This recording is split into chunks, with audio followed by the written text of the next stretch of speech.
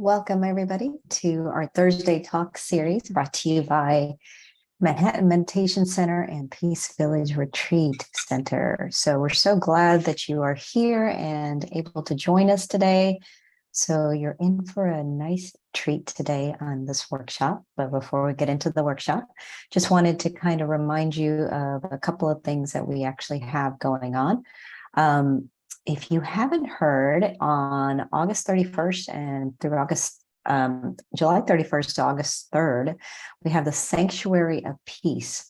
And this is for anybody that is in the Manhattan area, just to stop by. It is from 6 to 6:30.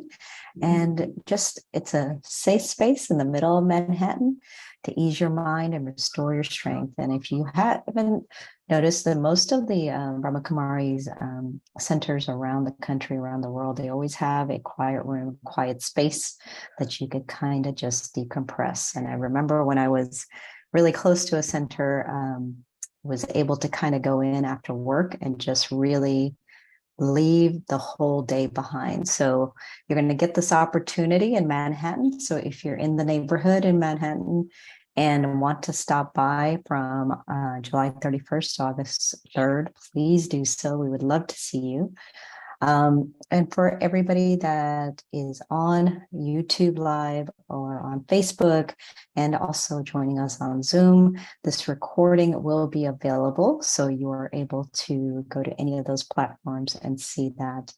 And for anybody that is live, we are so glad that you're joining us for today's program, the role of thought in meditation. So I'm going to go ahead and turn it over to Sister Rona to take us through how the thought works in meditation. Good evening, everyone. And welcome to Manhattan in summer, hot summer. Maybe we can start with a minute of silence. And in that silence, just have the aim to focus your thought. Try and observe and try and guide your thought. And make that thought a thought of peace or a thought of light.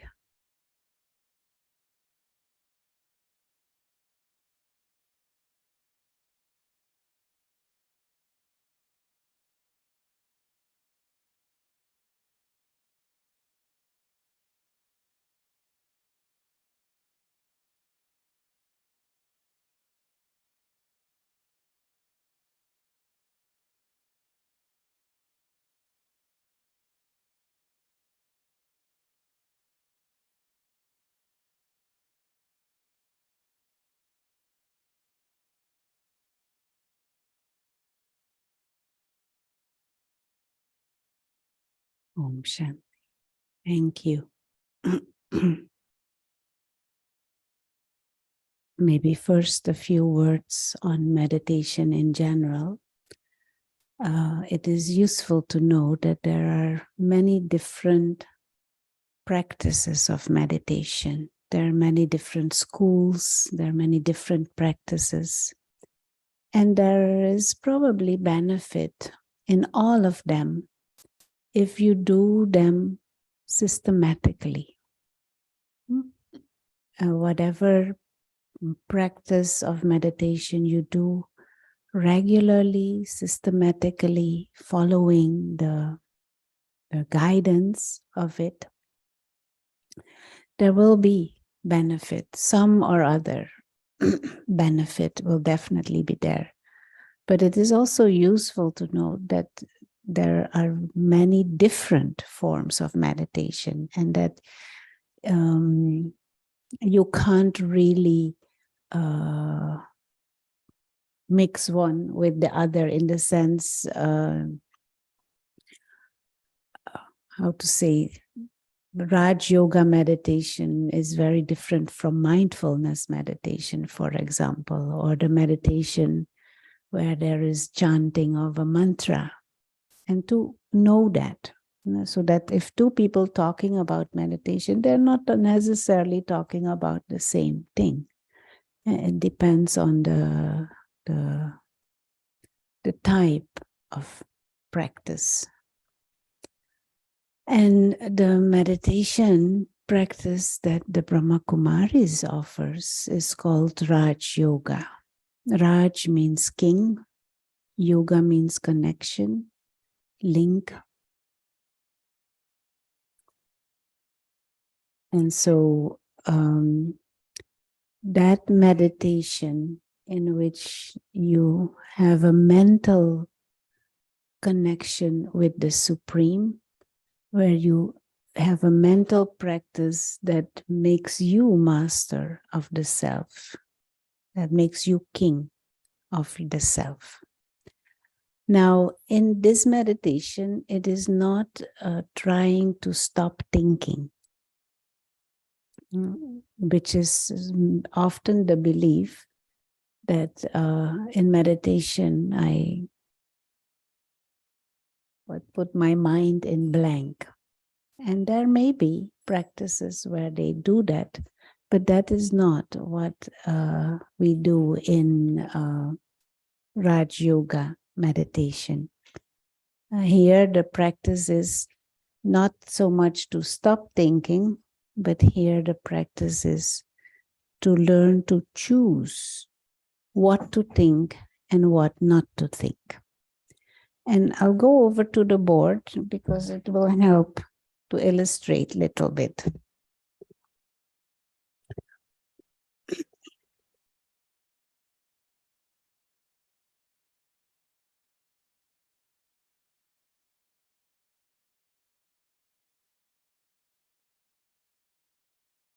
Board is visible? Yeah, okay.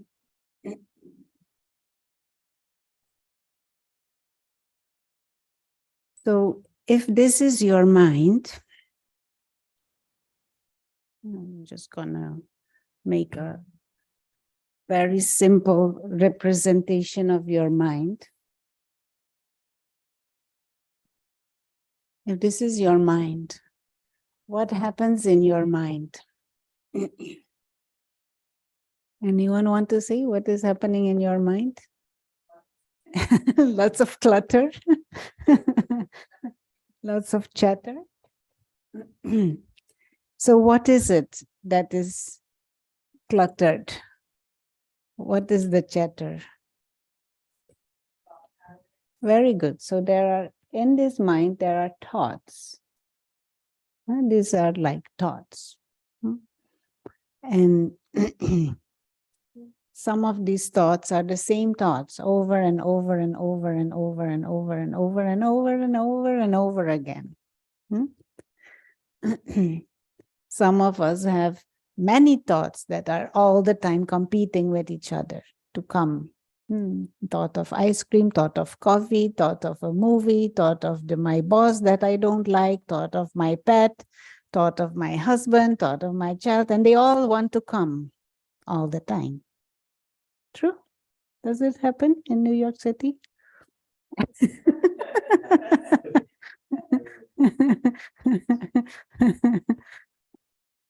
So just observe your mind, what is going on in your mind. Just take a few moments and observe what was the state of your mind today.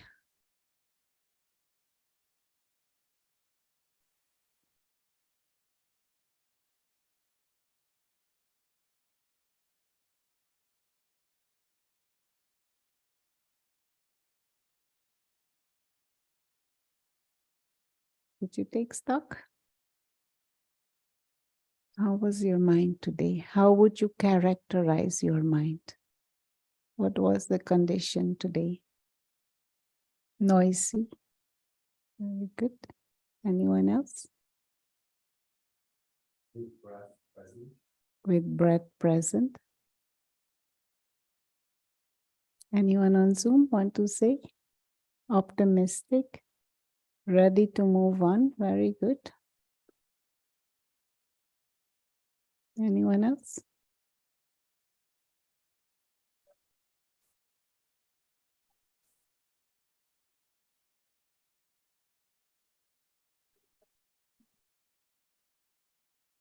Or do you want to use the mic?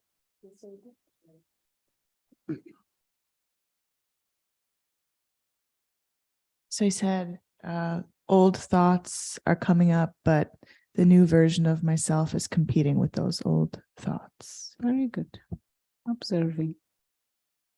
So this is a very beautiful spiritual practice to learn to observe your mind, what is going on in the mind. And many of us are not necessarily used to doing that because we have created a world culture that is not naturally looking inside. We are not naturally encouraged to check the quality or check what is going on in our own mind. We are generally encouraged and taught to think about others, to think about circumstances and situations, which in itself not necessarily is completely useless. But if you all the time only focus on everybody else and anything else, you're not in touch with what is going on and what you bring to the situation. Now,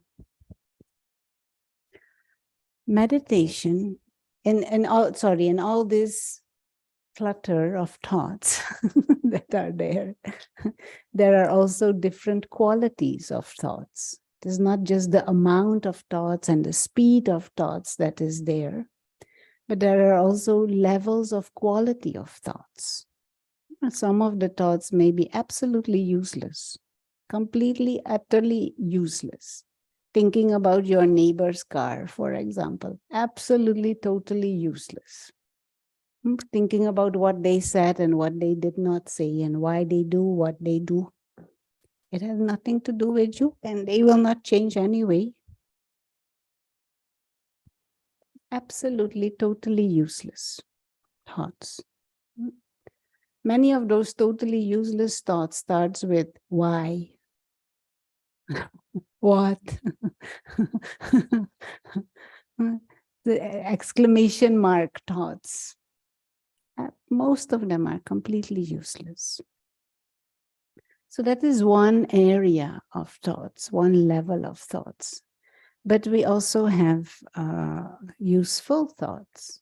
No? For example, to organize your day, to be aware of appointments, to organize your week, what to do, what not to do. These are useful thoughts. But we don't need those clutter of those. We don't need thousands of those thoughts. Most of our days are pretty routine for many of us, and at least many things during the day are pretty routine. You don't every time need to have 1,000 thoughts on how to take a shower. You kind of know how to go about that. You hardly even need to think. So during the time that you are taking a shower, you could use your mind for other kinds of thoughts, which is, for example, positive thoughts, constructive thoughts. You could also use your mind for noble thoughts, thoughts of spiritual benefit. But you can also use your mind for lots of destructive thoughts, thoughts of anger, thoughts of violence, thoughts of lust, thoughts of greed, thoughts of arrogance, thoughts of revenge, thoughts of anxiety and fear, thoughts of carelessness or gossip. These are not only useless, they are destructive. All of this can be going on in our mind in one day. A body may be sitting in one place, but this whole activity going on in our mind. Now, in meditation, what we do in meditation, in this practice of meditation, Raj Yoga practice of meditation, we choose consciously a spiritual thought. So consciously you put in your mind a spiritual thought. And you hold that thought there. And these other thoughts may come and say, why, you don't have time for meditation. You should go think about your pizza and ice cream or whatever. And you just say, no, I don't have time for pizza now. I want this spiritual thought. And of course, what are spiritual kinds of thoughts that requires some bit more information about the true self, the soul, that requires more information about the non-physical dimension and a spiritual perspective on life. That is why we have courses, so that you can become familiar with the different forms of spiritual thoughts. But in meditation, you choose not to go think about the cat of the neighbor, but you choose the thought of, for example, the real self is an invisible being of consciousness. The real self is timeless and peaceful, living light. And you hold that thought in the mind until that thought becomes a deeper feeling and a deeper experience. Now, the mind needs a companion to be able to choose what kind of thought to have and what not.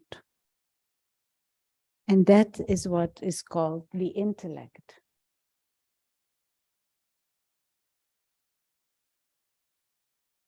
The intellect is your mental faculty to discern. The intellect is your wisdom. The intellect is your common sense with which you discern, decide, choose, analyze. Now we need the intellect to put this thought in our mind and to hold this thought in our mind. And this pizza and ice cream thoughts, the intellect will say, no, not you, not now. I'm busy thinking about some spiritual themes, busy creating an atmosphere in the mind of serenity or of timelessness. I'm busy creating feelings that transcend taste bud experiences, for example. Huh? So it is like this, what is the word? The director in your inner world, the intellect. But of course, the intellect needs to have a certain authority to do that. Because if the intellect is asleep, or the intellect is confused, doesn't have any proper wisdom, intellect said, no, continue to think about the cat of your neighbor.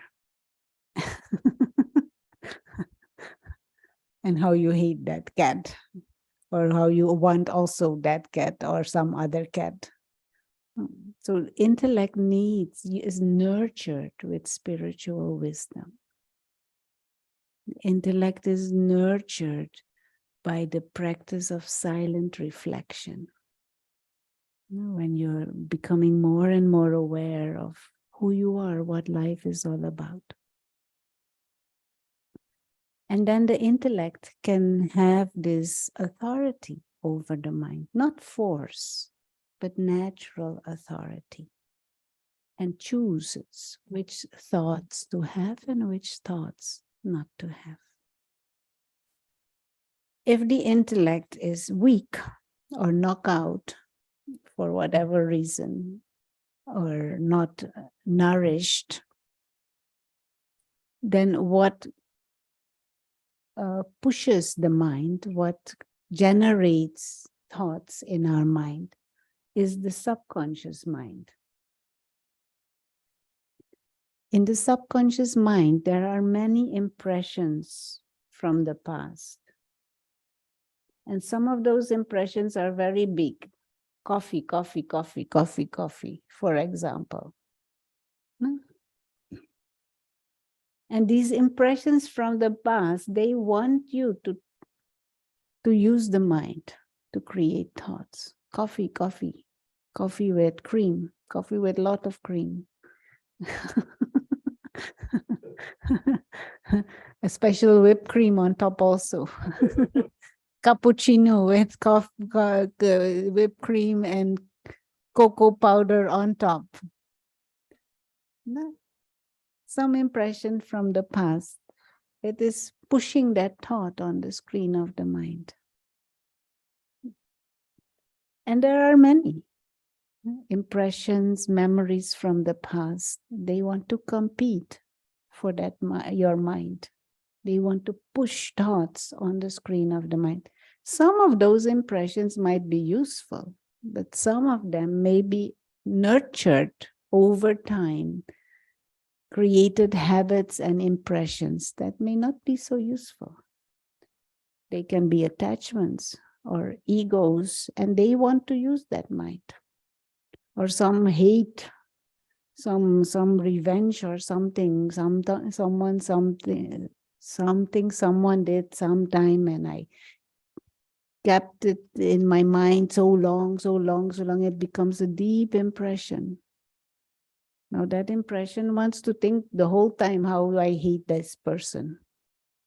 Person may be living on the other side of the world, but I still hate them.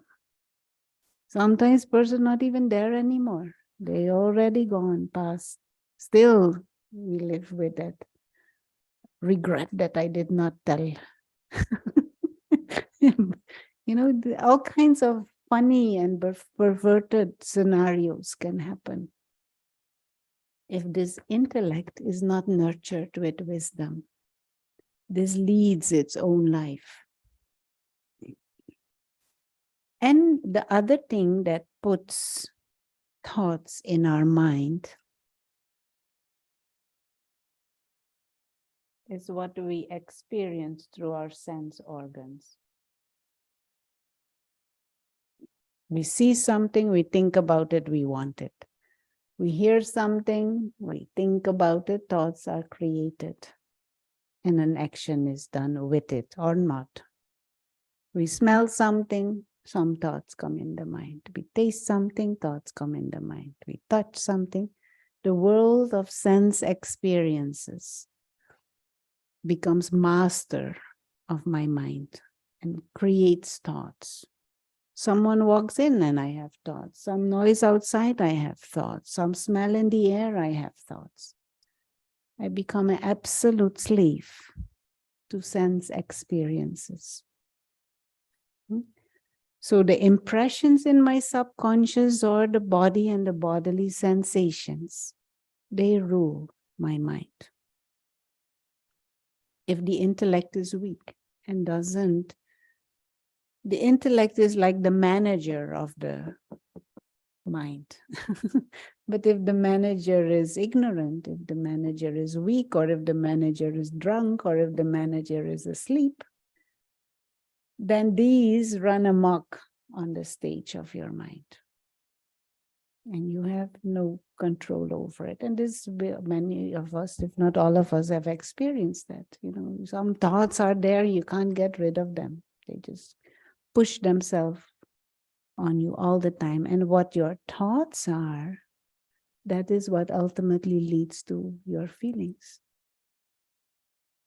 your emotions, your attitude, your behavior, your words, your actions and your interactions.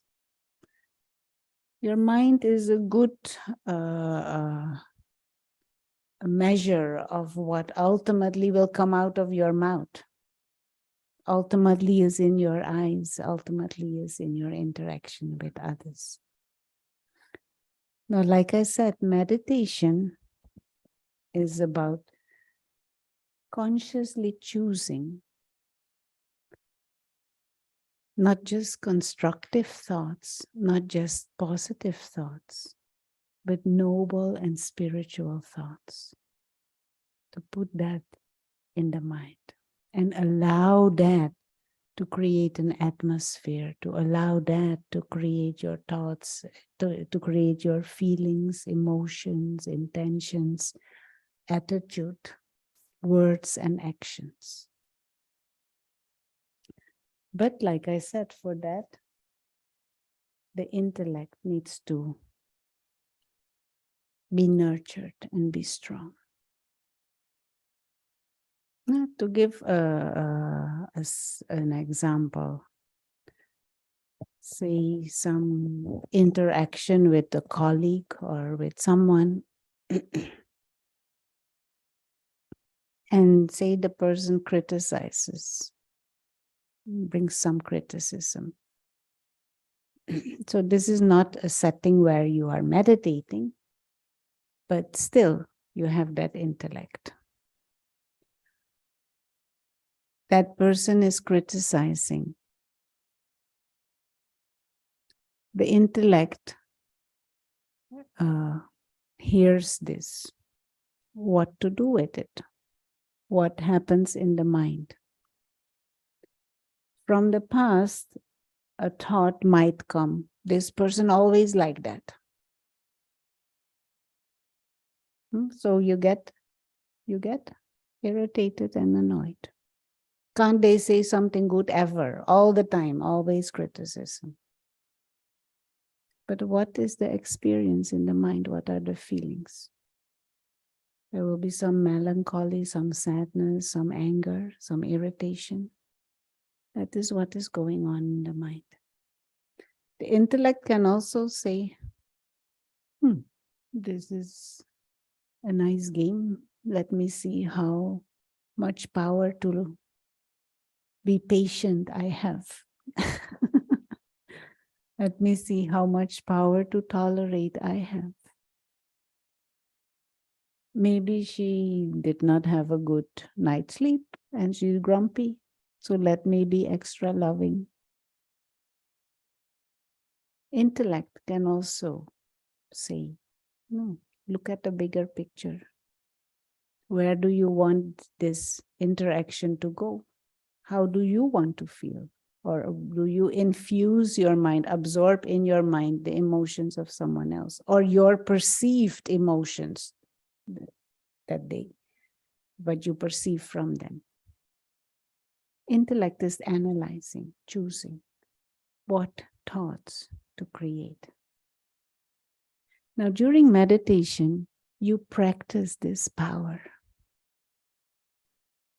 You consciously use that higher intellect, that wise intellect, to choose thoughts that are not just useful, that are not just positive, but that are uplifting, that are noble, that are spiritual, that are divine.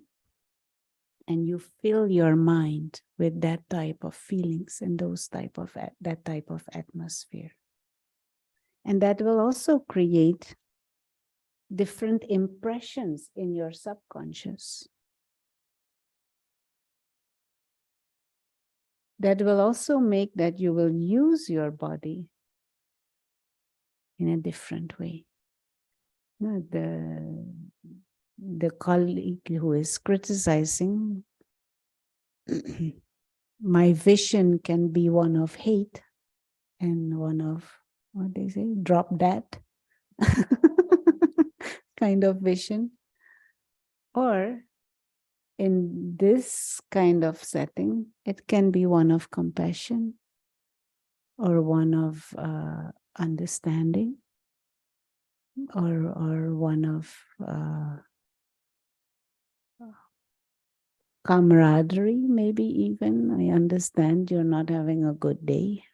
Yeah, it's okay. It will show in your vision, it will show in your attitude, it will show in your actions, how you choose to use the body. So meditation is not disconnected from everyday life and everyday activities, but when you meditate, you consciously sit down. Take the time to practice. You take time out to nurture yourself internally, to observe what is going on inside and what kind of thoughts do I want to put in my mind. You practice this power that you are in charge of your mind, not by force, but by wisdom and with love. Teach your mind what to think and what is useless to think. And during meditation, you take the time to do that. And many people will say, I don't have time. But really, that's not true. If you don't make time for this, your whole day will be wasted. If we are not in charge of our mind, our life can be even wasted. Because we will live a life under subservience of the past or of sense experiences. And we won't be in charge of our own inner world. And one area of thoughts that we choose during meditation is an area, the topics around who am I? Who is the real self? And many of us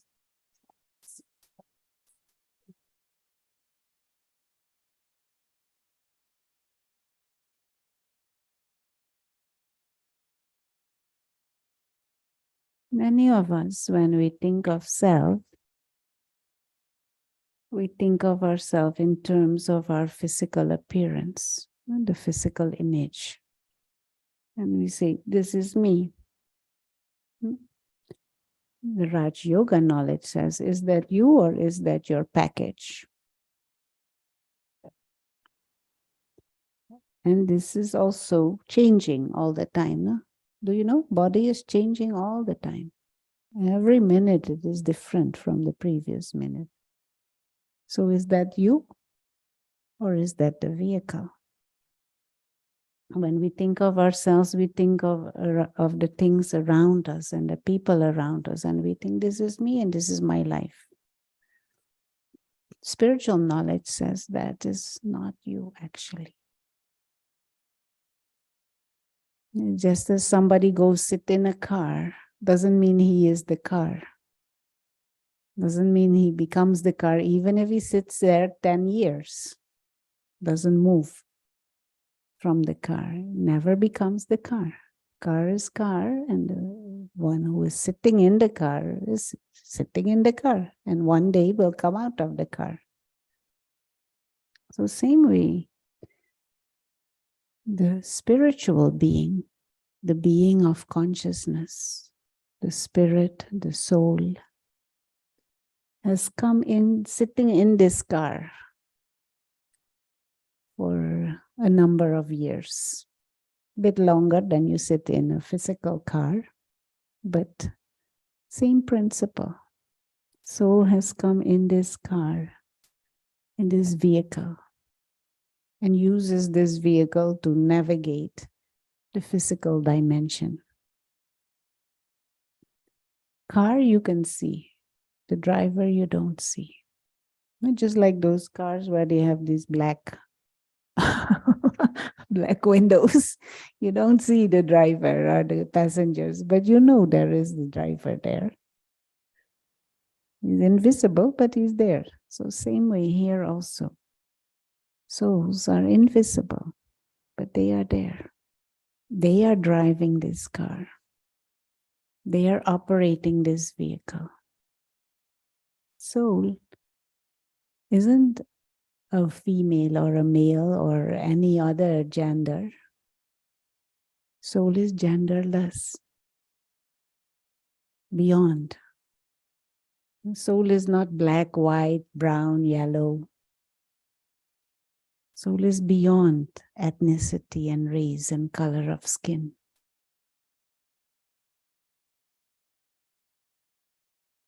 a spiritual being, a being of light. Now, meditation is about having these kinds of thoughts and understanding that we transcend the limitations of matter. And more we create these spiritual thoughts, it liberates us from these limitations of bodily, false, limited identity. It frees us from limited desires and expectations. It frees us from fears. For example, the fear of death. Death just means body, vehicle, car has come to the end of the lifespan of the car. But the one using the car doesn't die. The being of consciousness, the soul, transcends the body. The more we realize that deeply and see the truth of that, it frees us from anxieties. It frees us from fear to lose. It frees us from the silly games of ego. It frees us from the games of vanity and what is the word? Inferiority complexes about body, or what is it? Size, body size, or body color, skin color, all of that. That's the car. And you take care of the car and you appreciate the car and you use the car, but I am not the car. These kinds of thoughts you consciously choose in meditation. The real self is a timeless, immortal, spiritual being that transcends the limits of matter. The value of the real self doesn't depend on the bank account or the amounts of likes on my Facebook page.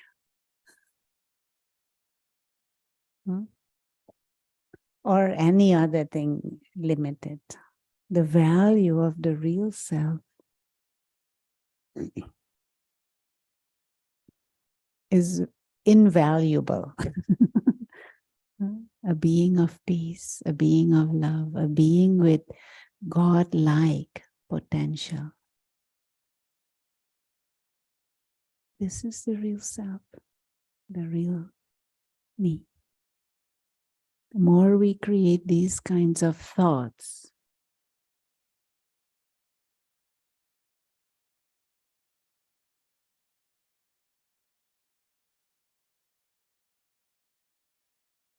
more we create these types of thoughts, what will happen with our mind? And what will happen to the atmosphere in our mind?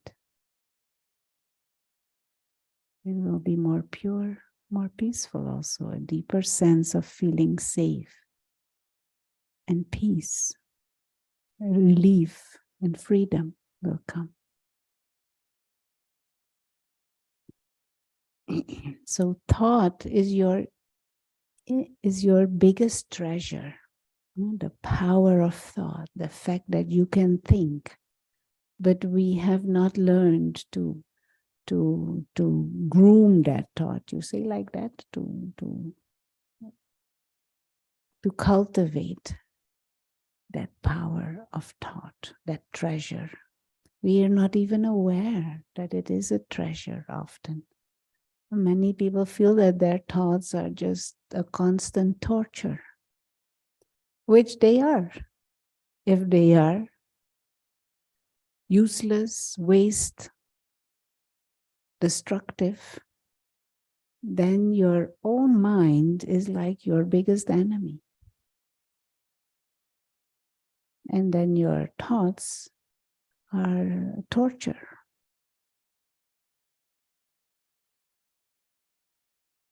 But the power to think is our biggest treasure. It is our biggest, what is the word? Treasure, asset. But how are we using that power?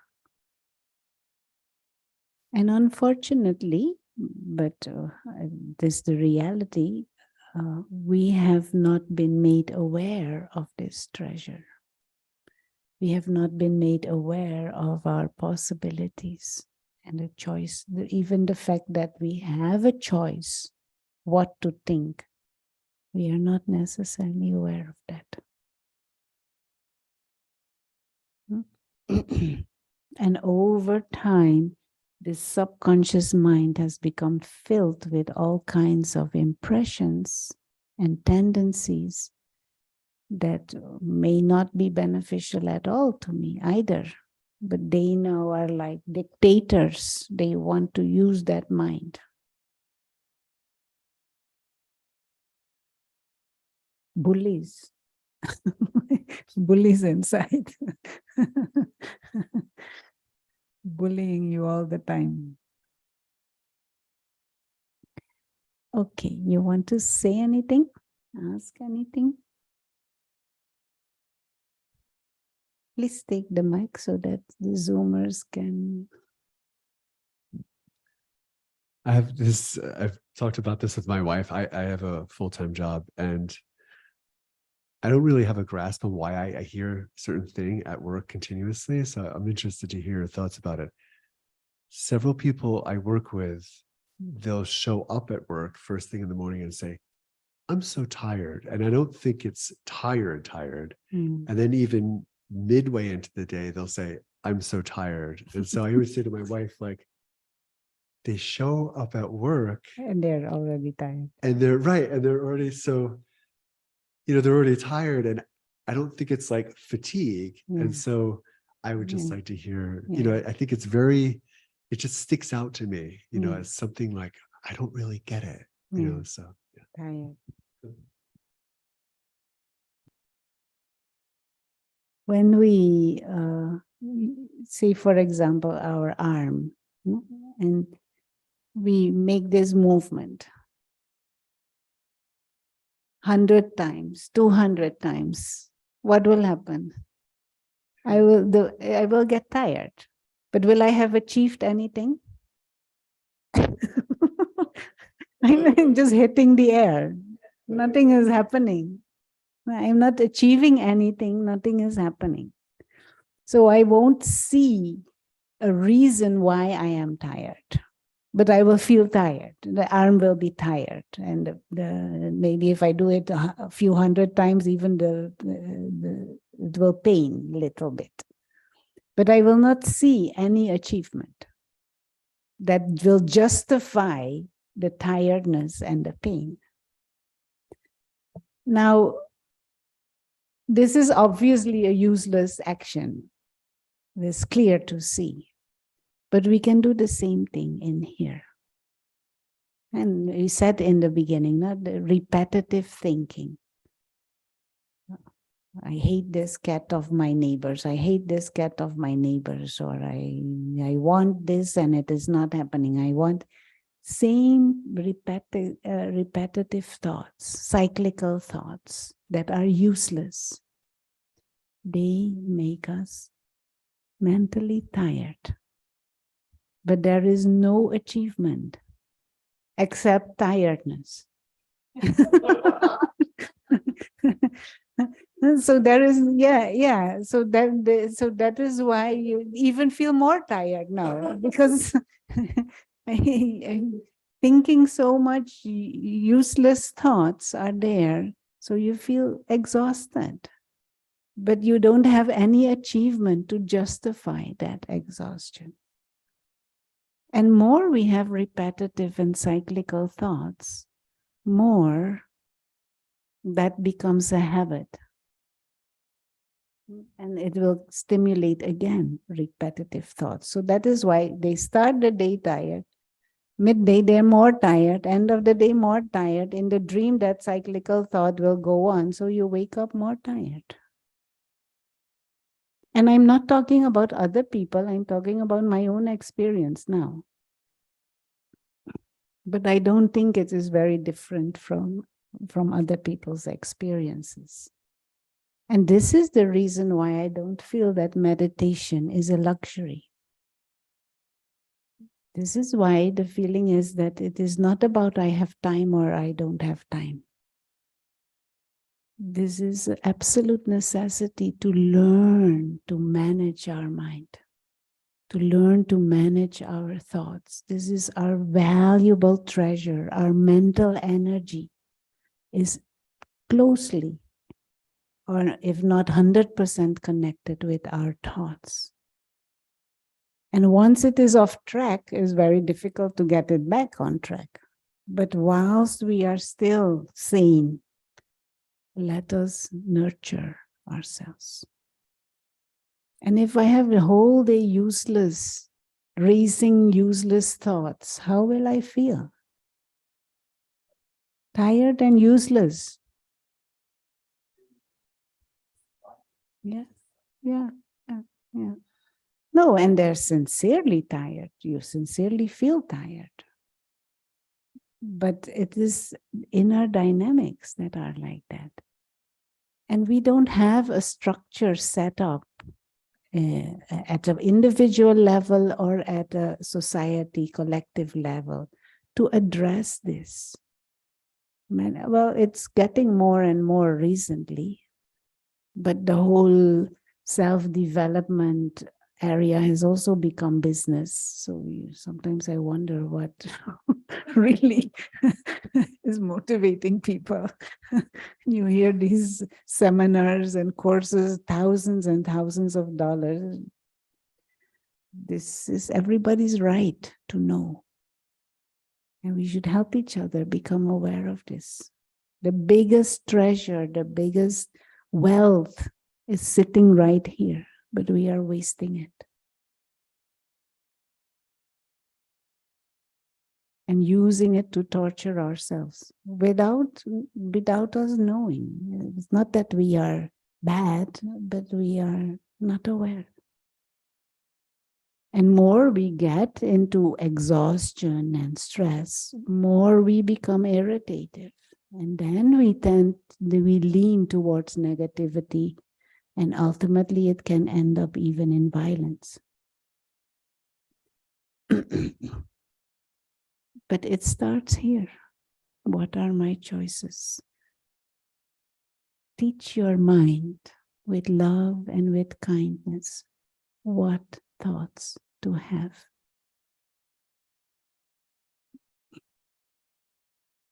I saw that there are some questions in the chat on Zoom. Yes, Sister Rona, I'm going to try to summarize this. It looks like someone is having a hard time getting the image of their mom and sister when they passed away out of their mind. I try to convince myself of immortal soul. What proof is there until we die? And yet we cannot come and let others know. So there's faith. And then they have a comment, I hate death.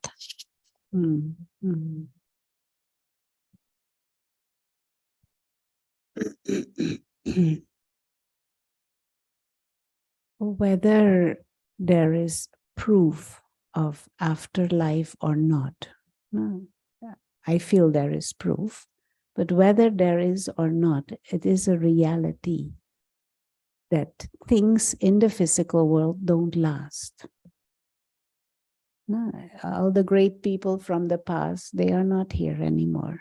All the wicked people from the past, they are not here anymore either. So this is a phenomena in the physical world that exists. And the sooner we face that reality, the better it is for us. Now, anything in this physical world has a beginning, a middle, and an end. This body has a beginning, a middle, and an end. Now, anything physical, tangible, is changing. It's changing all the time. And it changes without asking your permission. It changes unpredictably. This is a reality. Whether we like it or not like it, this is how the physical world is set up.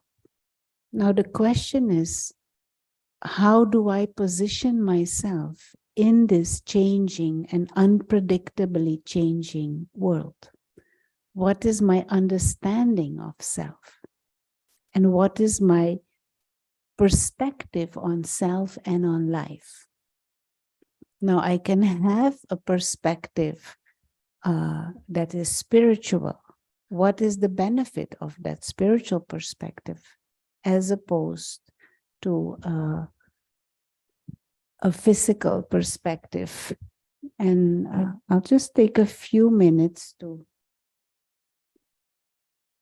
explore this, and then you can choose for yourself which perspective would be more useful for me to live with. And then the question of proof doesn't even really matter. It is more, which model do I choose to live with so that my life is more harmonious and comfortable. So one model, I'll just use this top part so as not to, can you see this top part? So as not to waste paper. In the general model that we hold is I am born at a certain moment in time, at a certain place, and I am nothing and no one. And during my life, my value and my worth and my happiness and my achievements depend on what I can accumulate. And at some stage, this journey ends and I'm back to nothing and no one. Because everything that I had acquired, that I had accumulated around me, will stop. Even the body will stop. No, this is simplified, the model that is very dominant in today's world with which we live. Our idea of self. I'm nothing and no one at birth. I become someone because my parents give me a name, they give me a house, they give me a family, they give me a community, a society, an education. I get a job and I get a family, myself, a partner, I earn money. I become someone based on what I can accumulate around me. And then, of course, we don't like this point in time because all of that will fall away again. The people around me, the ones that I used to call mom or sister or dad, this moment in time, all of that stops. And so we dread this moment. We hate this. Because I go back to being nothing and no one. The spiritual model is very different. The spiritual model says you are a complete, pure, divine, God-like being of consciousness, a soul. You have everything within you. You are a being of peace. You are free. You are timeless. You are a being that is innately playful and blissful and loving. You belong to a family of spiritual beings, souls. You belong to that spiritual dimension, the world of silence and light, the dimension beyond the physical. You belong to the Supreme. You belong to a family of souls. And you come into this physical world. What for? To play. You come into this physical world for a temporary human experience. And when this temporary human experience is finished, you go back home. You remain who you eternally are. You go back where you came from when this experience finishes. And so you are that being, and this being associates with a body in the womb, and then that body comes out of the womb. You are in that body, the soul. You take birth, and then you go through life, and some things come, some things don't come, some things, but all of this is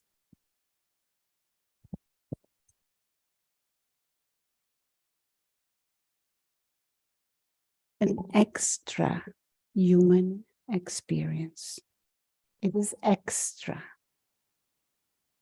And whatever is extra is like a gift. But when this extra finishes, is it a problem?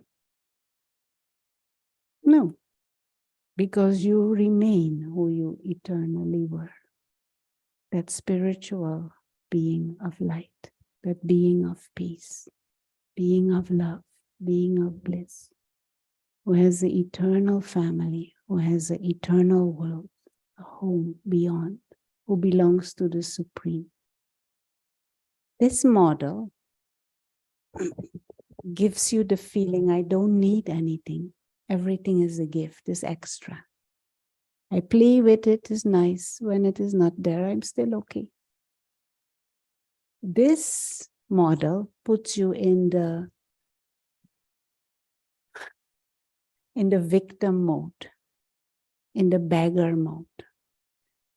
This model makes you vulnerable. Anything can be a problem. And at any time, I can be deprived. This model, you cannot be deprived. You're okay always. And whatever comes, whoever comes is nice. You enjoy being, but you enjoy being without also. And this is a sign of healthy mental positioning, but also a sign of healthy relationships. You are happy with and you are happy without.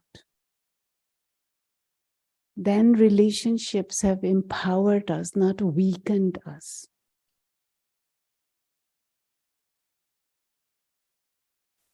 But of course, these are deep things. And they require a little bit of revolution inside our thinking, a little bit of revolution in positioning. And it requires reflection and the practice of meditation. Because you were asking for proof. Well, there are certain things that are proof. For example, there are some very well-researched cases of children who talk about memories of previous lives. And those cases are so overwhelming and so many, it cannot be. And some of them are so particular. There's very little other possibility than that consciousness transcends the physical death. But that is the world of science that can study those things. But at a personal level, you can do your own experiments. Use the power of thought and experiment with these two different models. See what makes you feel better. See what makes you feel more at peace.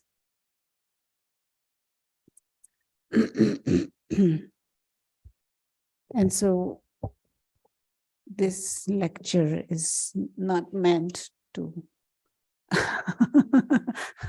explore all the secrets and the depths of physical and non-physical existence, if you have sincere interest in that, I would refer you to our courses, because in the courses we go more in depth of these things. But I would definitely encourage you to experiment with these thoughts. The real self is a non-physical, invisible being of consciousness. Now, the body doesn't say I'm hungry. The body doesn't say I hate. The body doesn't say I love. Otherwise, a corpse would also do that. Yeah, no. The difference between this living body and a corpse is the real you, the soul.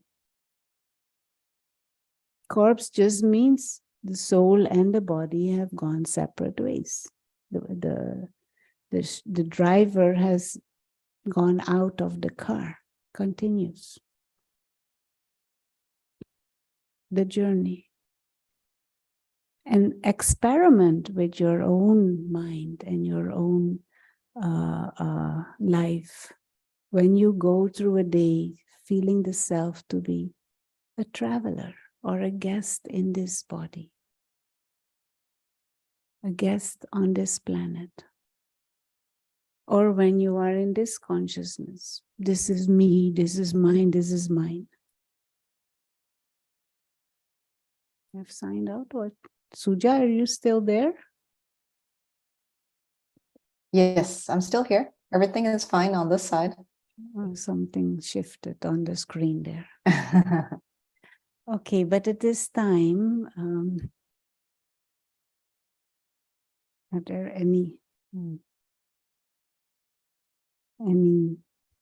pressing questions? There isn't one more on here, but we might have to put it for another topic date. I'll send it to you. Okay, here there is a question, but maybe afterwards we can continue. Let's close with a few moments of meditation. We will talk after.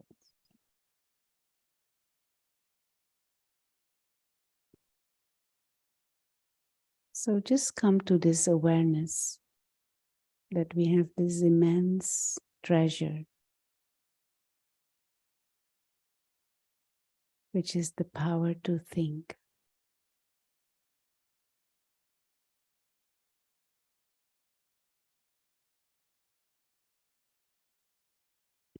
Let's realize that I can actually choose what to think if we train ourselves.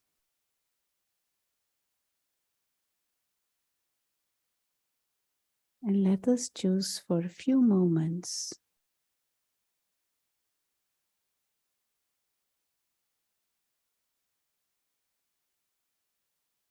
to hold this thought in our mind.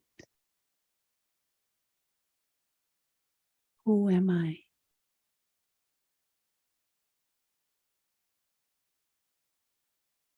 Am I this body, this physical, mortal, human? Or is the real self this invisible and timeless, innocent and pure,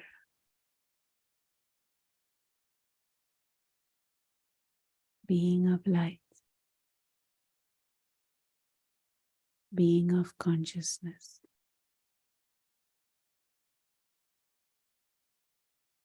Soul.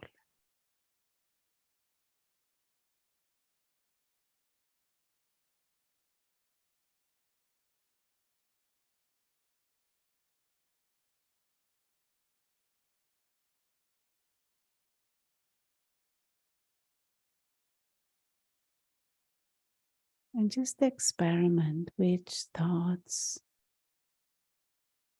generate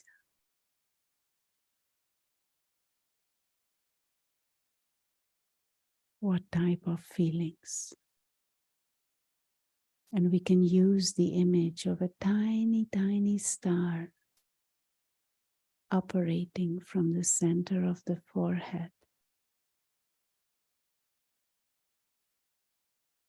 A being of living light, making this body move.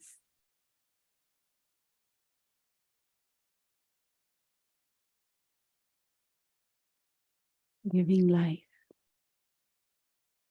to this body.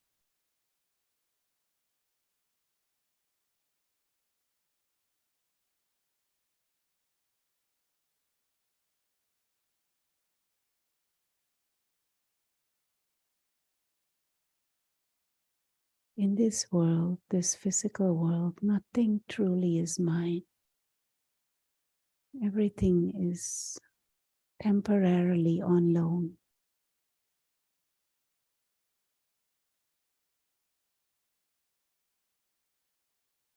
And what is not mine, I can never ever lose.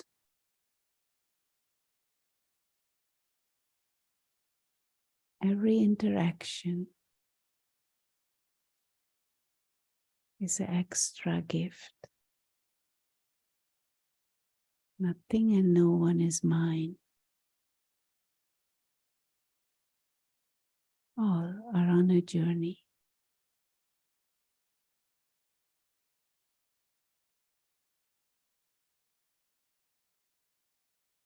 And the journey will lead us all back home. The soul world.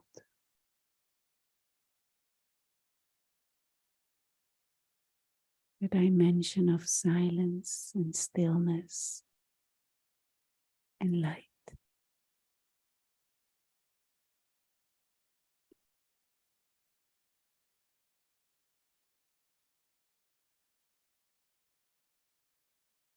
Thank you.